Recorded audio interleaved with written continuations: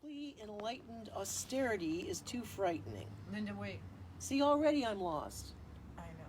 See, that's the kind of stuff that Already I'm lost. It does the same thing to me. I kind of see that. Politically enlightened austerity. But wait. That's the heading was, I am more qualified than a stick. That's the title. I am more qualified than a stick. Are you filming? Yeah. And then it says, and then colon, my mayoral campaign platform, right? And the way what grabbed me actually was he posted it on Reddit, and so in Facebook he puts up a thing and he says, I'm not a big Reddit guy, but I posted this and it got 2,000 views in one day. That's interesting. That's what I thought was interesting. So I was trying to capture that. But these are very big words. It says, because calling it politically enlightened austerity is too frightening. I don't honestly know what politically enlightened austerity means. What the fuck does that even mean? When you're trying to read something. It is like speed bumps. And if you know him, I suppose you just skip over that. So, well, that probably shouldn't be in there because we're lost right from the start. Oh, people will put that down. Well, see, I will too.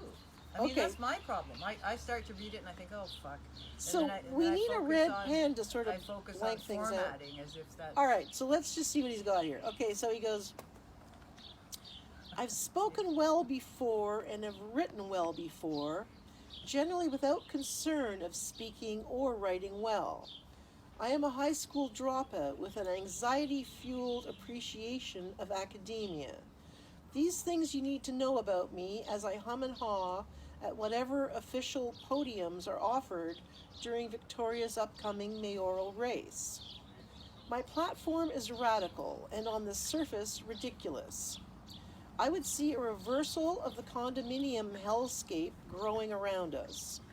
I would see a total correction of the brazenly imposed addiction epidemic, and I would see the inception of a globally renowned volunteer gardening project that would blanket this city in food.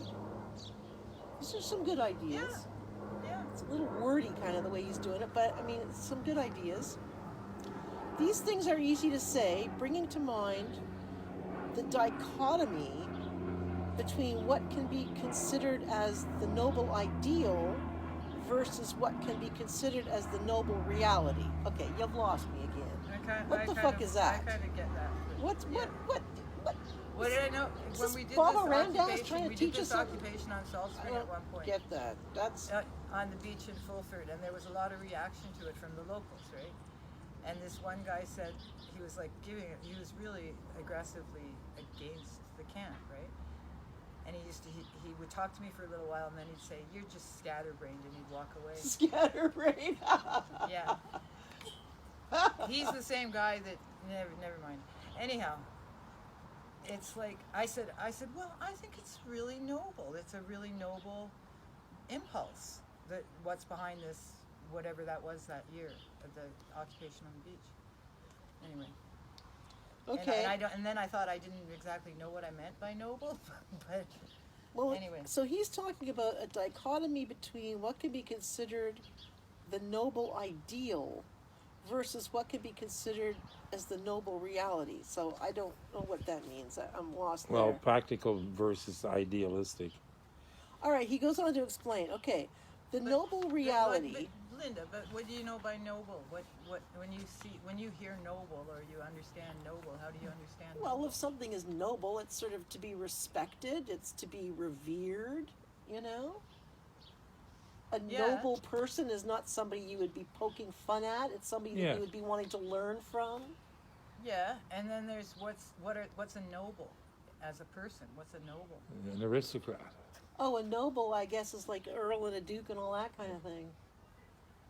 Yeah, and I think that's partly what he's gesturing towards. I have no idea what he's gesturing towards. That's why, you gotta David's write... David's filming this. So you gotta write for your audience, though. I mean, if he's trying to speak to the common man, he needs to speak in that language, the common man's language. He's talking sort of, I don't know. He almost is the common man, sort of. He's the demographic that are going around doing mass shootings.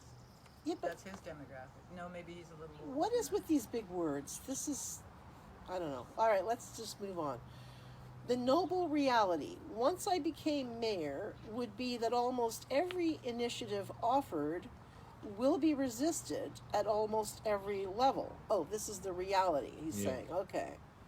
The noble reality Okay. would be every initiative offered will be resisted at almost every level, leaving my power and authority to, at best, vote no, where a generic establishment mayor would vote yes, and vice versa.